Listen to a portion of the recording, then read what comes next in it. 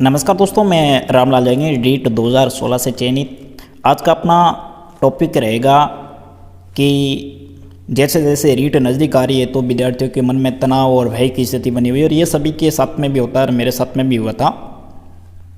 जैसे जैसे ही नोटिफिकेशन की बात आ रही है, नोटिफिकेशन जारी हो गया है और उसके बाद में अपनी स्थिति कैसे होती है, मानसिक स्थिति एक तनावपूर्ण स्थिति हो जाती है।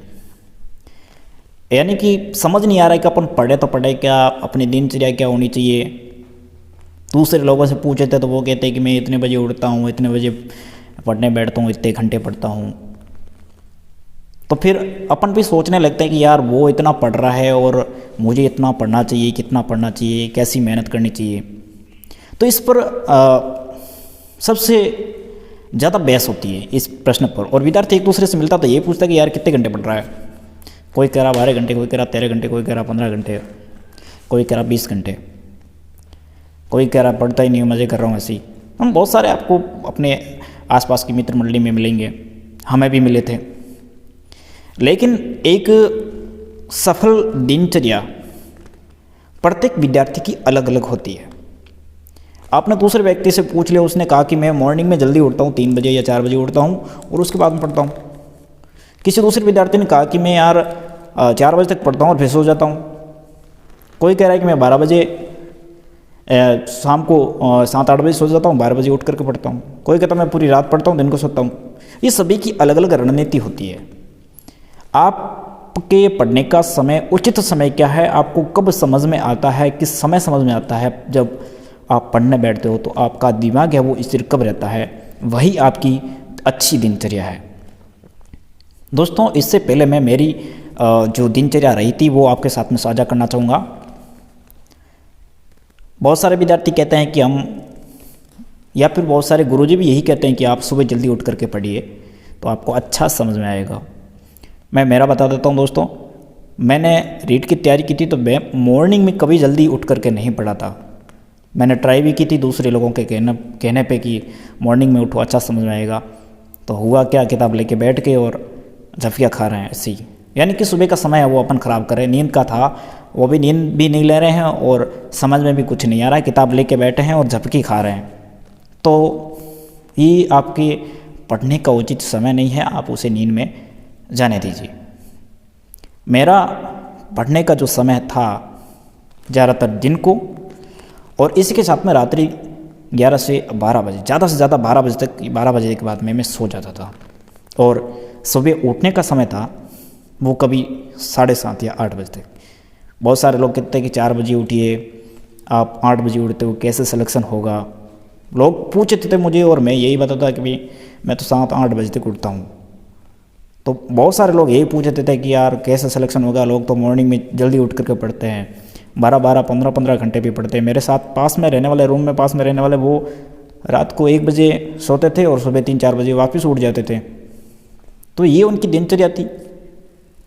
तो मेरी दिनचर्या में आपके साथ साझा कर रहा हूँ।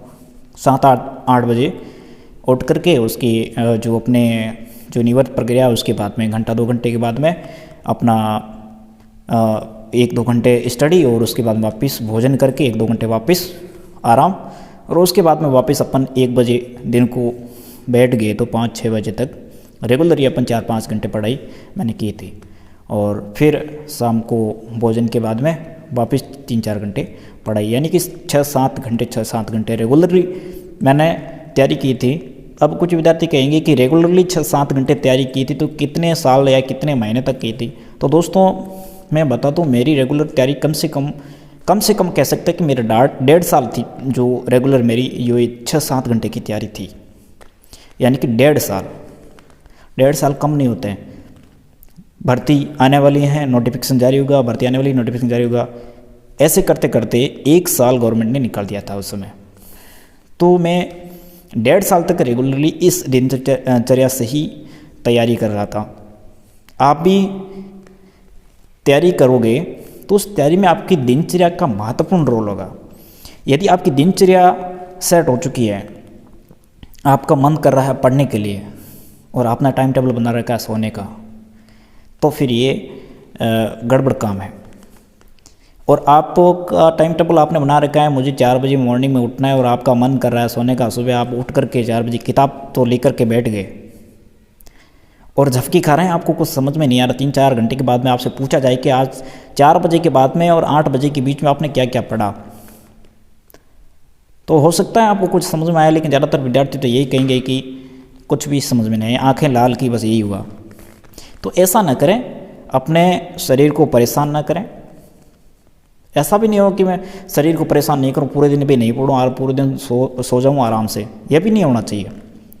पढ़ना है, लेकिन अपना दिमाग जब एक्टिव रहता है उसी समय।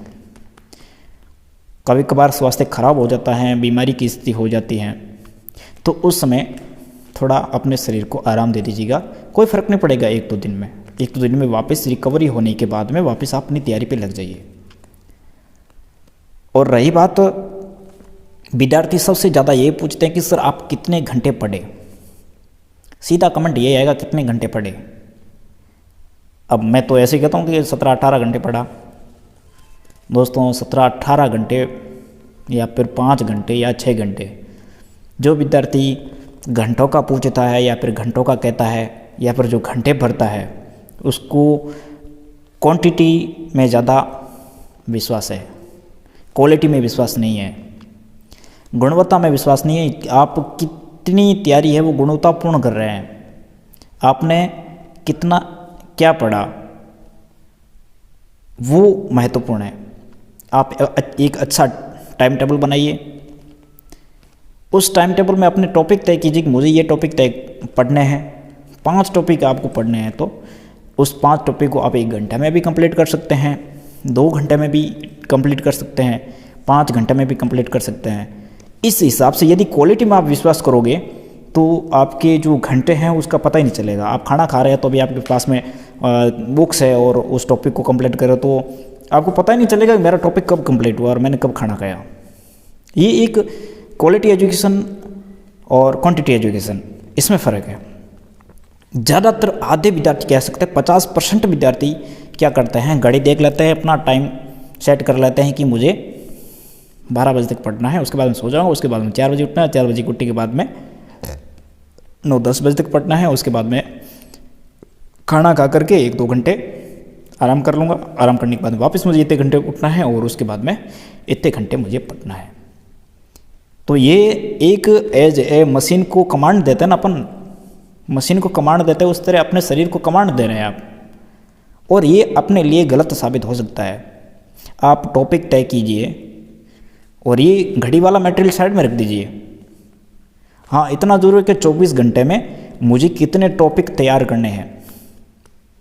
फिर आप घंटे मत गिनिए, 5 टॉपिक कंप्लीट करने हैं, 1 घंटे में कर दो तो बाकी वाला टाइम आपका फ्री, आराम से खेलिए कूदिए। 2 घंटे में कर दो तो बाकी वाला आपका टाइम फ्री।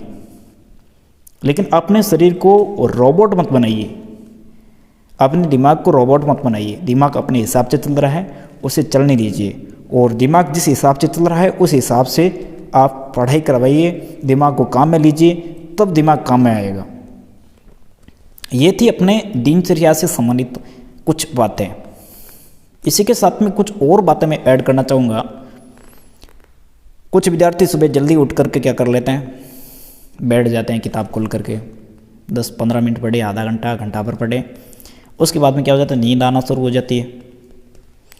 मैं तो यही कहना चाहूँगा दोस्तों, सुबह जैसे ही आप उठो, उठने के बाद में थोड़ा हल्का फुल्का व्यायाम कर लो।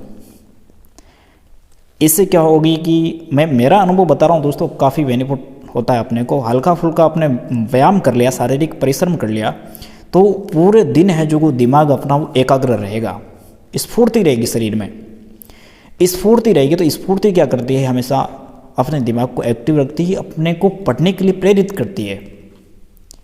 यही अपने को आगे बढ़ने के लिए, किताब खोलने के लिए मजबूर करती है कि अपना दिमाग एकाग्र रहेगा। नहीं तो अपन किताब खोल के बैठ जाएंगे, दिमाग किताब तो सामने पड़ी है और अपना दिमाग कहीं शादियों में घूम रहा है भोजन करने के लिए, तो ऐसी स्थिति हो जाती है।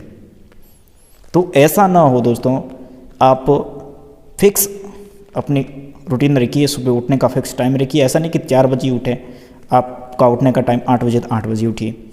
उसके बाद में फिक्स अपनी रूटीन रखिए। ऐसा नहीं कि आप आलसी बने हुए बैठे हैं, 8 रोज़ाना, कभी कभार जल्दी पढ़ने बैठ जाते हैं, कभी कभार लेट पढ़ने बैठते हैं, तो इसमें आपकी गलती है। टॉपिक तय कीजिए दिन का, उस टॉपिक को कंप्लीट कीजिए। 1 घंटे में टॉपिक तैयार हो चुका है तो फिर अगले दिन का टॉपिक वो इस दिन में ले आइए। कभी कभार दोस्तों ऐसा अपना मन बन जाता है 5-6 घंटे में कि अपन अगले 6 घंटे की तैयारी भी उसके साथ में कर लेते हैं। ये भी मेरे साथ में भी हुआ था, और अभी मैं पढ़ रहा हूँ, तैयारी कर रहा हूँ, तो ये भी अभी भी मतलब अगले दिन की जो योजना है वो शामिल हो जाती है। तो आप भी अच्छी मेहनत कीजिए, क्वालिटी एजुकेशन पर विश्वास कीजिए, भरोसा कीजिए, क्वांटिटी पे नहीं। क्वालिटी यानी कि आपने पढ़ा है, उनमें से आपको कितना समझ आया है और कितने प्रश्न हैं वो आप कर सकते हैं। फाइनली दुकानदार होता है ना, अपने एक ग्राहक आया, फिर दूसरा ग्राहक आया, फिर तीसरा ग्राहक आया, इसमें से क्या करता है, पहले एक ग्राहक को निपटा करके उसका हिसाब किताब करके भेज देता है, उसके बाद में दूसरे ग्राहक को निपटाता है। तो आप भी ऐसे कीजिए, एक टॉपिक ले लो तो उस टॉपिक को निपटाओ, उसका हिसाब किताब पहले का बाकी वगैरह सब कंप्लीट करो। कौन से क्वेश्चन पूछे जाते हैं पिछले एग्जाम में, कौन से प्रश्न इस टॉपिक में से पूछे गए थे, कौन से टॉपिक पूछे जाने लायक है, कहाँ से प्रश्न पूछे जाते हैं, कितने प्रश्न बनते हैं, ऑनलाइन क्विज वगैरह सब आप टेस्ट वगैरह दे करके तैयार हो जाओ कि अब ग्राहक को, कस्टमर को कहता ना दुकानदार कि आप आपका सामान पैक है, आप जा सकते हैं। तो ऐसे अपने तैयार रहिए आप। अधिगम का टॉपिक ले लिया, अधिगम में से कितने प्रश्न पिछले एग्जामों में पूछे गए, दूसरी कॉपी में क्या लिखा है, दूसरी किताब में क्या लिखा है, उसके साइट पर क्या है क्या नहीं है, पूरी निचोड़ करके आप उसमें क्या करना है, आपको रखना है और टॉपिक तैयार करना है। तो ऐसे क्या होगा, आपको विश्वास आएगा यार मैंने एक टॉपिक तो कंप्लीट कर दिया, अब सिर्फ दूसरी बार देखने की ज़रूरत है। तो ऐसे आप तैयारी करोगे, अच्छी मेहनत करोगे, तब जा कर के आप सफलता के करीब है। धन्यवाद दोस्तों, और भी चर्चा करेंगे अपन अगले वीडियो में, एक अच्छा टॉपिक लेंगे, उस पर चर्चा करेंगे। और रीड से संबंधित और भी बहुत सारे इंटरव्यू मैंने सेलेक्टेड लोगों के चैनल पर अपलोड कर रखे हैं, तो उन्हें भी आप देखिए और अच्छी मेहनत कीजिए। कम समय है आपके पास में, कम समय में अपनी सफलता का लोहा मनवा दीजिए। धन्यवाद दोस्तों, बेस्ट ऑफ लक।